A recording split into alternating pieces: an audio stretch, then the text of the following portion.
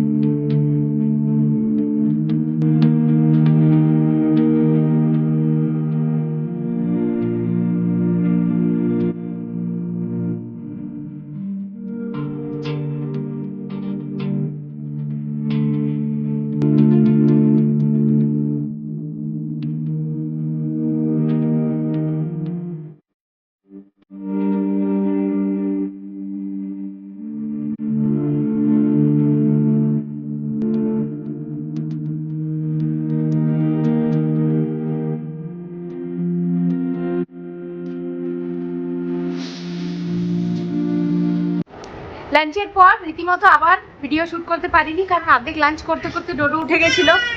তো ওকে ঘুম পাড়ানোর জন্য গেলাম, তারপর আবার এসে বাকি লাঞ্চটা শেষ করলাম। তো বাস, এটা তো আমাদের রোজকার রুটিন।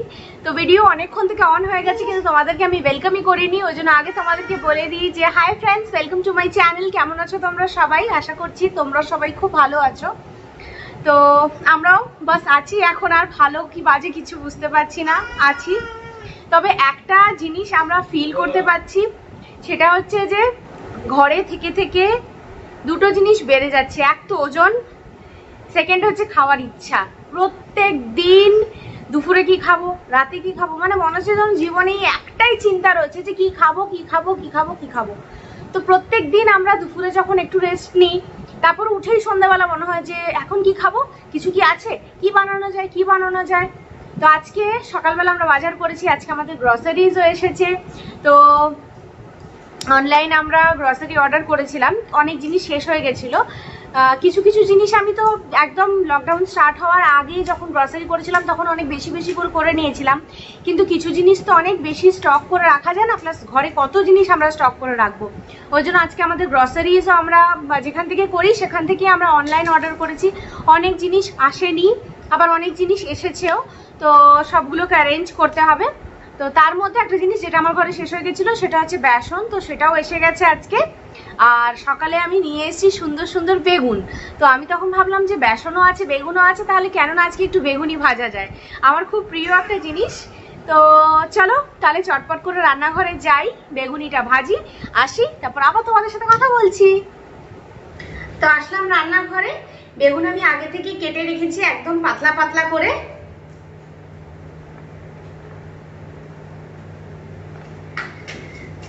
তো এবার জাস্ট এটাকে ভাজার পালা।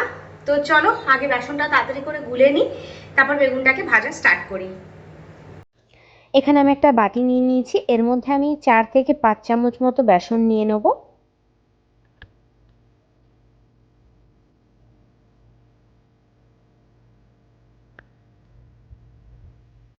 তো বেসন নেওয়া হয়ে গেছে, এর মধ্যে আমি অল্প একটুখানি হলুদ দিয়ে দিচ্ছি, একটু লঙ্কার গুঁড়ো দিয়ে দিচ্ছি, আর এখানে আমি দেব 1/2 চামচ মতো খাবার সোডা, আর দিয়ে দেবো পরিমাণ মতো নুন। নুনটা তোমরা পরে চেক করে আর একটুখানি মিশিয়ে দিতে পারো। তো এগুলোকে খুব ভালোভাবে আমি বেসনের সাথে আগে মিশিয়ে নিচ্ছি। এখন আমি এটাকে অল্প অল্প জল দিয়ে গুলবো। এই যে বেসনটা গোলা হবে, এই গোলাটা কিন্তু খুব বুঝে শুনে গুলতে হবে। এইটা যদি বেশি পাতলা হয়ে যায় তাহলে কিন্তু ভালো বেগুনি হবে না, আবার এটা যদি খুব টাইট হয় তাহলেও কিন্তু ভালো বেগুনি হবে না। আমি এখানে মোটামুটি 4-5 চামচ বেসনের জন্য 1/2 কাপ মতো জল ব্যবহার করেছি। কনসিস্টেন্সিটা তোমাদেরকে দেখিয়ে দেবো, কনসিস্টেন্সিটা একদম পাতলাও হবে না, দেখতে পাচ্ছ এটি কিন্তু খুব একটা পাতলাও না, আবার খুব বেশি গাঢ়ও না। তো একদম পারফেক্ট কনসিস্টেন্সি হয়েছে, তাহলেই কিন্তু বেগুনিটাও একদম দোকানের মতো পারফেক্ট হবে। তো এখানে আমি কড়াইটা বসিয়ে দিলাম গ্যাসে। কড়াইটা গরম হলে তার মধ্যে আমি তেল দেব। আমি একটা একটা করেই ভাজবো, কারণ এই তেলটা যেহেতু ভাজা তেল, এটাকে আমি আর রিইউজ করব না। তো ওই জন্য আমি অল্প তেলই দিচ্ছি, মোটামুটি একটা বেগুনি একটা সময় ভাজার জন্য। বেগুনিটাকে দেখো আমি ভালো করে বেসন মাখিয়ে নিলাম। বেগুনির মধ্যে কিন্তু বেসন যতটা লেগে গেছে, এক্সট্রাটা আমি বাদ দিয়ে দিয়েছি। এবার আমি এটাকে তেলে ছেড়ে দিলাম। তেলটা কিন্তু আগে হাই ফ্লেমে গরম করে নিই, তারপর এটাকে মিডিয়াম করে দিয়েছিলাম। তো এখন একটা সাইড আমি খুব ভালো করে ভাজা হতে দেবো মিডিয়াম ফ্লেমে।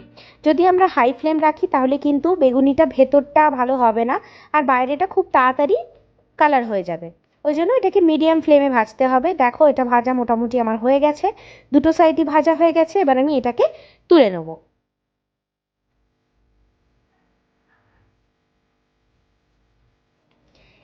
সেম প্রসেসে আমি আরও একটা বেগুনি ভেজে নিচ্ছি।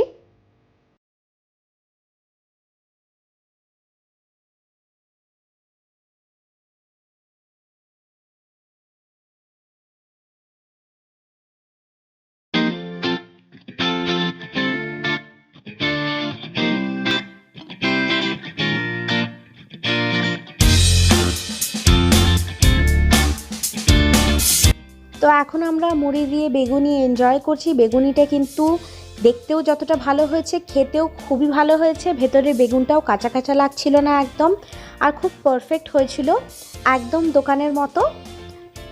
তো এখানে সাউন্ডটাই বন্ধ করে দিচ্ছি, কারণ হাজব্যান্ড ফোনে কথা বলছিল বলে।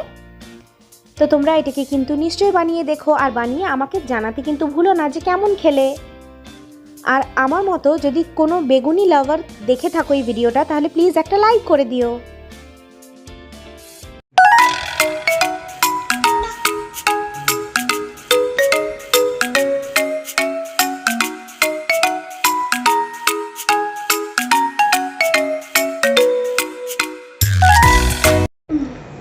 তো আজকে তোমাদেরকে আমার মেয়েকে দেখাই, ঠিক আছে? আমার ছেলেকে তো তোমরা রোজ দেখতে পাও, তো আজকে তোমাদেরকে দেখাই আমার মেয়েকে। দেখো,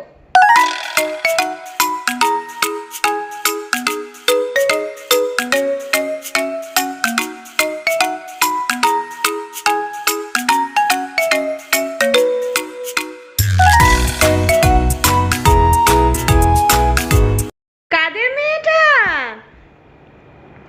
এটা কাদের মেয়ে? ওলে বাবা লে, বাবা বাবা বাবা, কি দুষ্টু তুই হয়েছিস রে।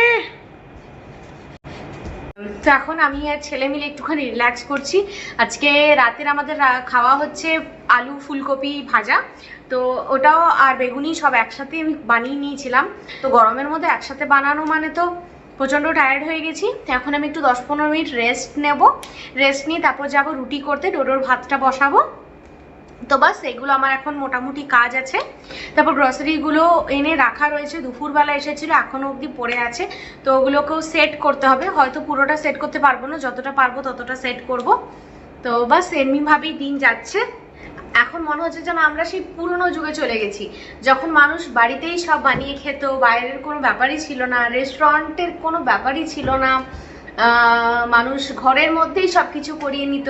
বছরে কোনো এক সময় হয়তো যেত কোথাও ফ্যামিলিকে নিয়ে পিকনিক করতে বা কিছু।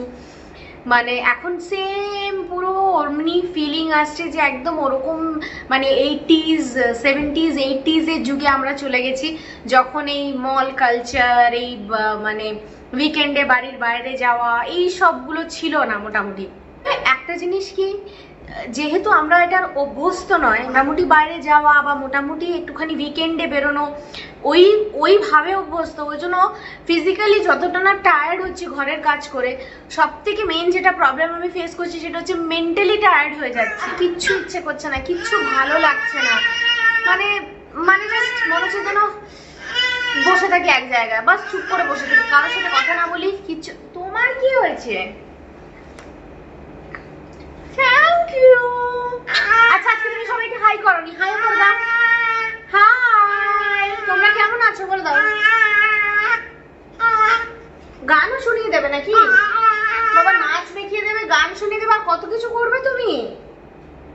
তো আসলাম রান্নাঘরে, এখন রুটিটা করব, ডোডোর খাবারটা বসাবো। বাজার যেটা আজকে গ্রসারি এসছে অবস্থা খুব খারাপ, পুরো মানে এখানে একদম টাল হয়ে আছে। বুঝতে পারছি না এগুলোকে কখন গুছাতে পারবো, আজকে পারবো কি না। দাঁড়াও তোমাদেরকে দেখা। এগুলো সকালে বাজার করে আনা হয়েছিল, যেগুলো এক জায়গায় রেখে দেওয়া হয়েছে, তো বাস মানে রয়েইছে। আর এগুলো এসেছে দুপুরের পরে, একদম সবকিছু টাল হয়ে আছে।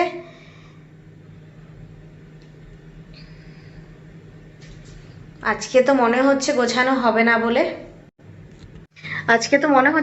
হবে না কারণ টায়ার্ড লাগছে, এখনো রুটি করতে হবে, এবার ডোডোর খাবার বানাতে হবে। তো আর আমি জানি না আমি কতটা করতে পারবো। এত বাসন যে কোথা থেকে বেরিয়ে যায় আমি বুঝতে পারি না। আমি সব থেকে বেশি টায়ার্ড হয়ে যাচ্ছি, জাস্ট দাঁড়িয়ে দাঁড়িয়ে বাসন মাজতে আমি একদম মানে পাগল হয়ে যাচ্ছি। তো ঠিক আছে, তাড়াতাড়ি করে কাজগুলো সেরে নিই। তো এটা হচ্ছে আজকে আমাদের ডিনার, আলু ফুলকপি ভাজা আর একটু পনির দিয়ে দিয়েছি। তো রুটি টুটি তো করা হলো, এখন একটু এসে বসলাম 2 মিনিট, তারপর আমরা ডিনার করব। তো রোডো একদম রেডি হয়ে গেছে রাতের জন্য, ওর ডিনার কমপ্লিট, ড্রেসও পরা হয়ে গেছে। তো তোমাদেরকে আমি একটা জিনিস দেখাতে আনলাম। ভদ্রলোক চুল টুল কেটে আজকে অনেকদিন পর ভদ্র হয়েছে, আনন্দের হাসিটা তোমরা দেখতেই পাচ্ছ। তো বউকে একদম ভরসা করে না, মানে মানুষ কত রকম জোগাড় করতে পারে এই লকডাউনে, সেটা প্রমাণ হয়ে গেল। আর বউকে কতটা ভরসা করে সেটাও প্রমাণ হয়ে গেল যে একদম জিরো, একটু ভরসা করে না। প্রথম থেকে বলে আসছি যে চলো তোমার চুলটা আমি কেটে দিই, যাই হোক অল্প অল্প কাটবো, ঠিক আছে একটু ম্যানেজেবল করে দেবো। তো একদম ভরসা করেনি, পুরো বন মানুষের মতো এতদিন হয়েছিল, বড় বড় চুল নিয়ে এখান অব্দি জুলফি চলে এসেছিল, একদম বন মানুষের মতো হয়েছিল। তো আলটিমেটলি আজকে বাড়িতে নাপিত ডাকিয়ে চুল কাটিয়েছে। তুমি বলো, তুমি জানো আমাকে ভরসা করোনি। আমি এই জিনিসে ভরসা তোমাকে করতে পারবো না যে জিনিসে তোমার কোনো এক্সপিরিয়েন্স নেই। তুমি কনফিডেন্ট, কিন্তু ব্যাপারটা যে আমি কি কনফিডেন্ট তোমার উপরে, ওইটা হচ্ছে ব্যাপার। অ্যাজ এ কাস্টমার আমি তোমার প্রতি কনফিডেন্ট নয় যে তুমি চুল এখন করতে গিয়ে যদি মনে করে এই জায়গাটা কিছু একটা উড়ে যাবে, কি হবে? এবার আমাকে পরশুদিন বস বলবে যে তুমি পরশুদিন ব্রাঞ্চে রিপোর্ট করো, তো আমি এরকম একটা বিচ্ছিরি হবে চুল কাটা নিয়ে মানে এত ভয় যে আমি কি বলবো, মানে আমি সত্যি খুব হতাশ হয়ে গেছি, খুব দুঃখ পেয়ে গেছি। হাজবেন্ড তো আজকে খুব খুশি যে ওর আজকে চুল টুল কাটা হয়েছে আর কি মোটামুটি। তো চলো এবার আমরা ডিনার করব আমাদের। তো তার আগে ব্লগটা আজকে এখানেই এন্ড করে দিই, এমনিতেই খুব টায়ার্ড হয়ে গেছি। গ্রসারি ওগুলো মনে হয় না আজকে আর গোছাবো বলে, কালকে গোছাবো হয়তো, দেখি কি করি। তো ঠিক আছে, চলো আজকে ব্লগটা আমি এখানেই এন্ড করছি। দেখা হবে আবার অন্য কোনো ব্লগে, ততদিনের জন্য সবাই খুব ভালো থেকো, টাটা।